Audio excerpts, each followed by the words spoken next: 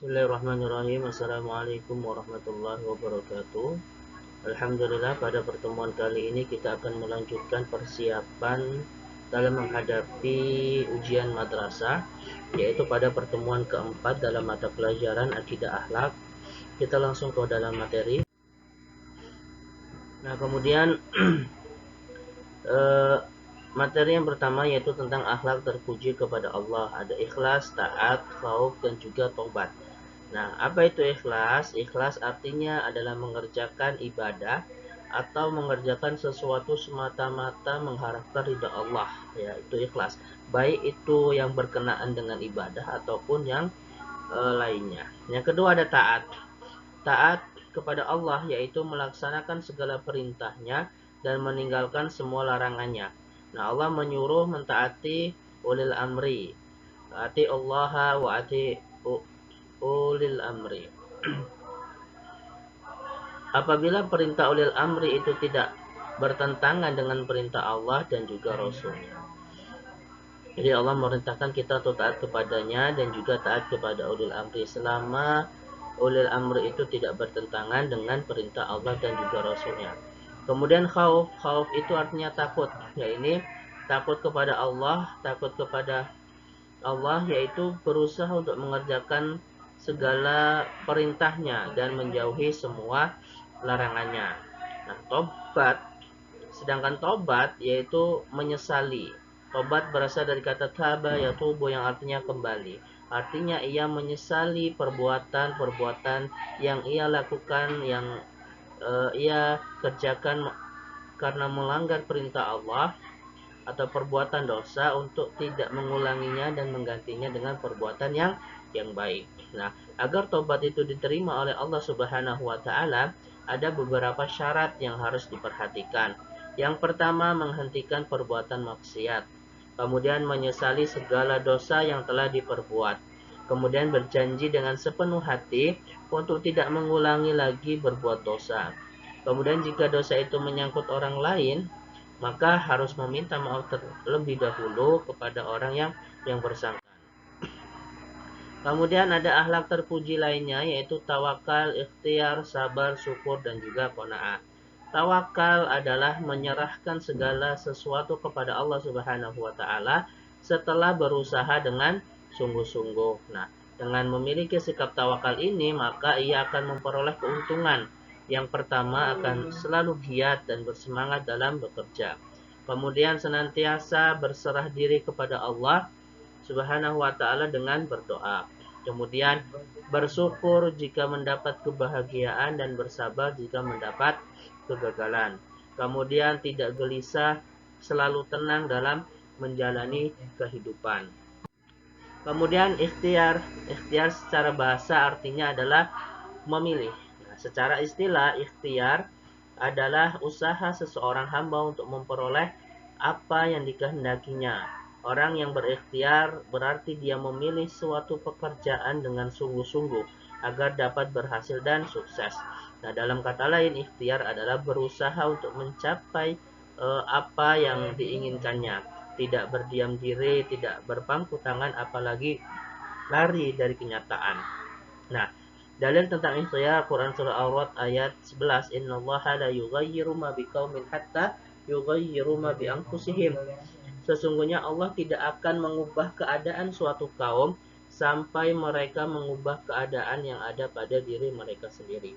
Nah, hikmah tawakal dan ikhtiar yang pertama, menghilangkan rasa malas, murung, dan berkeluh kesah. Kemudian yang kedua, menumbuhkan harapan baru dalam hidup. Karena setiap satu usaha dapat menumbuhkan sejuta harapan. Dan dengan hanya berusaha akan semakin banyak harapan.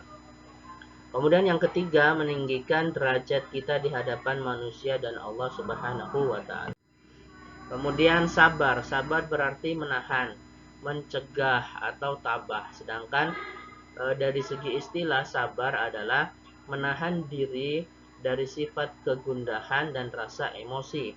Kemudian menahan diri dari keluh kesah serta menahan anggota tubuh dari perbuatan yang tidak terarah.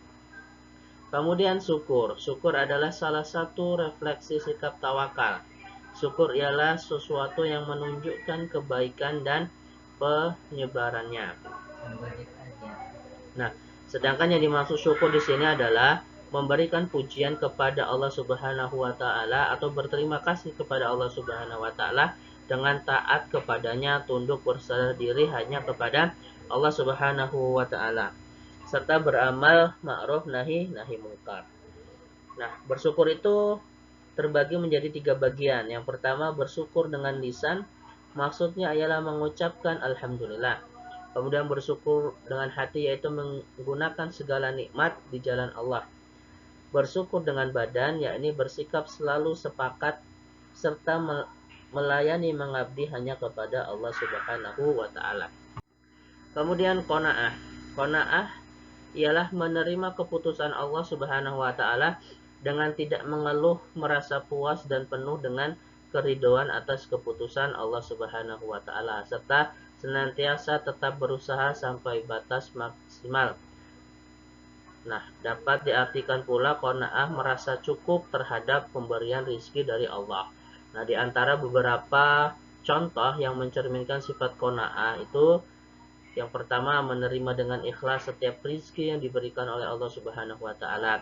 Kemudian, senantiasa berpikir positif, menerima ujian, cobaan, kegagalan, bahkan nikmat dari Allah Subhanahu wa taala. Kemudian tidak berlebih-lebih, artinya membelanjakan harta sesuai kebutuhan. Nah, hikmah dari akhlak terpuji sabar, syukur dan qanaah yaitu diantaranya yang pertama, syukur dan sabar adalah kunci dari meningkatkannya keimanan akan Allah Subhanahu wa taala.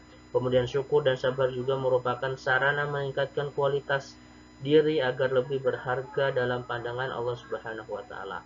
Kemudian qanaah adalah salah satu kunci kebahagiaan hidup karena orang yang berperilaku qanaah akan selalu berpikir positif dalam menerima cobaan dan ujian dari Allah Subhanahu wa taala. Nah, kemudian kita masuk ke dalam akhlak terpuji kepada sesama. Ada husnuzon, ta'awun, tasamu, dan juga ta'awun. Nah, husnuzon artinya baik sangka, sedangkan kebalikannya su'udzon. Nah, husnuzon ada 2 macam, yaitu husnuzon kepada Allah dan juga husnuzon kepada sesama manusia. Nah, tawaddu artinya rendah hati. Nah, kebalikannya adalah takabur atau sombong. Kemudian tasamu artinya lapang dada dengan maksud menerima sesuatu yang tidak menyenangkan dengan keyakinan bahwa di balik sesuatu itu ada hikmah yang mendatangkan kebaikan. Sedangkan ta'awun artinya tolong menolong. Islam mengajarkan agar umatnya saling menolong dalam hal kebaikan dan melarang dalam hal perbuatan dosa atau dan permusuhan. Wa ta'awanu 'alal birri wat taqwa wa la ta'awanu 'alal itsmi wal 'udwan. Kemudian akhlak terpuji pada diri sendiri ada berilmu. Pentingnya berilmu, Islam adalah agama yang inovatif.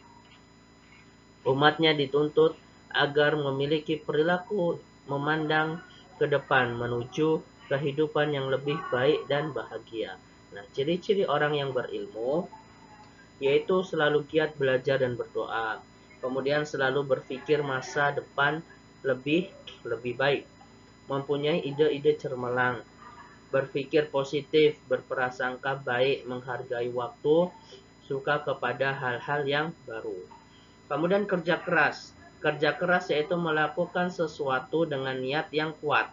Nah, kuat, sungguh-sungguh, gigih, tidak mengenal lelah, tidak lemah menghadapi cobaan, dan selalu bersemangat dalam melakukan pekerjaan. Nah, hikmah bagi orang yang suka bekerja keras, yang pertama, disukai oleh Allah Subhanahu wa taala, tidak mudah putus asa, selalu menemukan jalan ketika dalam kondisi terpaksa. Mereka merasa sayang jika waktunya terbuang percuma.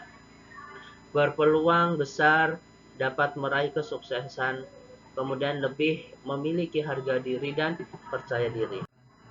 Nah, kemudian kreatif yaitu seseorang yang memiliki kemampuan untuk menciptakan atau menghasilkan sesuatu yang baru. Nah, orang yang kreatif selalu melihat dan berpikir bahwa Allah Subhanahu wa taala menciptakan alam semesta ini senantiasa tidak akan sia-sia dan tidak dimanfaatkan sepenuhnya untuk keperluan hidup manusia. Nah, ciri-ciri orang yang berperilaku kreatif yang pertama, memiliki jiwa yang dinamis dan profesional. Kemudian ingin segalanya yang paling lengkap dan sempurna. Kemudian memiliki banyak ide dan kemauan, suka memilih hal-hal yang bersifat menantang, selalu mencoba dengan sesuatu yang baru. Kemudian apa itu produktif? Kata produktif berasal dari bahasa Inggris produk yang berarti hasil. Produktif berarti dapat menghasilkan. Jadi yang dimaksud dengan produktif yaitu kemampuan seseorang untuk menghasilkan sesuatu atau banyak mendatangkan hasil. Nah, ciri-ciri orang yang berperilaku produktif memiliki disiplin yang tinggi, menghargai waktu, selalu berkarya dalam bidangnya, kemudian tekun dalam bekerja, konsisten dan pantang menyerah, selalu ingat kepada Allah Subhanahu wa taala. Nah, akhlak terpuji dalam pergaulan remaja. Islam tidak melarang pergaulan umatnya, baik antara laki-laki dan juga perempuan, besar, kecil, kaya, miskin, dan seterusnya. Nah, dalam pergaulan antara remaja, seseorang remaja muslim harus menjadikan nilai-nilai agama dan moral sebagai dasar dalam melakukan berbagai aktivitasnya dan menjadikan akhlakul karimah sebagai hiasan indah yang tercermin dalam perilaku sehari-hari.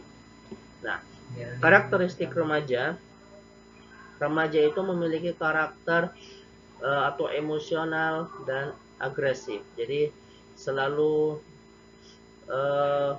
masih labil. Kemudian mulai tertarik pada lawan jenis, suka mencari perhatian, tertarik pada kehidupan berkelompok. Nah, kemudian sikap dan perilaku yang sesuai dengan tuntunan Allah dan Rasulnya. Yang pertama, melakukan ibadah wajib, mengucapkan salam kepada orang tua, guru, teman, dan sesama muslim. Kemudian menghormati yang lebih tua, menyayangi yang lebih muda, bersikap santun baik dalam perbuatan dan ucapannya, dan seterusnya. Kemudian ini perilaku-perilaku tercela yang harus dihindari. Yang pertama, berbohong, menggunakan obat terlarang, malas, minum minuman, merokok, mencuri, dan lain sebagainya. Nah, nilai-nilai negatif akibat perilaku tercela dalam pergaulan remaja. Yang pertama, kurang menghargai nasihat orang tua. Kemudian suka berbohong, tidak jujur, menjadi pencuri, putus sekolah, acuh tak acuh terhadap keadaan sekitar, kemudian suka berkelahi, dan lain sebagainya. Nah, kemudian ada pergaulan remaja yang islami itu yang seperti apa? Yang pertama, menutup aurat, berpakaiannya, kemudian cara ia berbusana dan lain sebagainya. Kemudian menjauhi perbuatan zina. Nah, Islam membuat batasan-batasan untuk menjaga kesucian pergaulan remaja. Yang pertama, tidak boleh berdua-duaan antara laki-laki dan perempuan yang bukan mahramnya. Dilarang menatap lawan jenis yang bukan mahramnya. Tidak boleh bersentuhan secara fisik antara laki-laki dan perempuan yang bukan mahramnya. Nah, kemudian kita masuk ke dalam pembahasan soal yang pertama. Menjelang ujian Fatimah menyempurnakan sholat fardunya dengan sholat sunnah rawatib dan berusaha melaksanakan dengan tepat waktu. Sikap Fatimah merupakan perilaku A. Tobat, B. Taat, C. Ikhlas, D. Khauf, ya. Oke. B ya, taat. Kemudian nomor 2, Allah berjanji dalam Quran surah Ibrahim ayat 7, bagi umat yang pandai bersyukur maka akan, Quran surah Ibrahim ayat 7 itu, wa itta'adzana rabbukum la in syakartum la azidannakum. Ya, la in syakartum, apabila kamu bersyukur, la azidannakum, pastilah kami akan ditambah nikmatnya. Mana? Yaitu ini, D, menambah nikmat yang sudah diberikan. Kemudian pada saat ujian tiba, Salma berusaha sekuat tenaga untuk mengerjakan soal dan sungguh-sungguh setelah selesai dia menyerahkan semuanya. Nah, kata kuncinya menyerahkan semuanya kepada Allah setelah dia ikhtiar, yaitu tawakal. Yang keempat, Syakira beberapa hari tidak masuk sekolah karena sakit. Sebagai anak muslim, Syakira meyakini bahwa sakit yang diderita hanyalah sakit, yaitu cara bagi Allah untuk mengurangi dosa-dosa yang dimiliki. Nah, sikap Syakira di sini tercerminkan yaitu sikap husnuzon, berbaik sangka.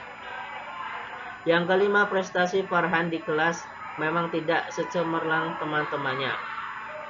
Hasil ujiannya tidak pernah lebih dari 5 terbawa, akan tetapi ia selalu mengerjakan semua tugasnya sendiri dengan jerih payahnya sendiri dan bangga terhadap hasil yang ia dapatkan. Nah, ini merupakan contoh dari qanaah. Kemudian yang keenam, ketika terjadi gempa bumi tsunami di Palu Donggala, seluruh bangsa Indonesia tolong menolong dengan berbagai cara. Ada yang menjadi relawan, ada yang mengirimi bahan makanan, dan ada yang membantu menenangkan anak-anak. Ini merupakan perwujudan dari sikap ta'awun, yaitu saling tolong menolong. B ya. Untuk menjadi orang-orang yang kuat dan mampu bekerja keras, kita harus memperhatikan beberapa hal. Ya, beberapa hal kecuali yaitu A. Menguatkan niat bahwa bekerja adalah ibadah, benar. B. Semua pekerjaan kita kerjakan dengan sungguh-sungguh, benar. Tidak menyerah apabila menemukan kesulitan, benar. Secepat mungkin dapat melihat hasil kerja keras, berarti D ya, kan kecuali. Kemudian soal nomor 8, orang yang memiliki ilmu akan memiliki pula akhlak mulia. Di antaranya yaitu A. Suka menyendiri, B. Banyak bicara, C. Mengutamakan sikap rendah hati, D. Bangga akan ilmu yang dimilikinya. C. Mengutamakan sikap rendah hati. Yang kesembilan, bergaul dengan siapapun merupakan hal penting. Yang harus jadi prioritas adalah yaitu C. Berteman dengan yang baik akhlaknya. 10. Dalam bergaul sama teman, hal-hal yang harus kita hindari adalah A. Berdua-duaan dengan lawan jenis tanpa mahram. Nah, inilah pembahasan kita pada kesempatan kali ini, pembahasan materi dan juga soal. Kita lanjutkan pada pertemuan ke depan. Assalamualaikum warahmatullahi wabarakatuh.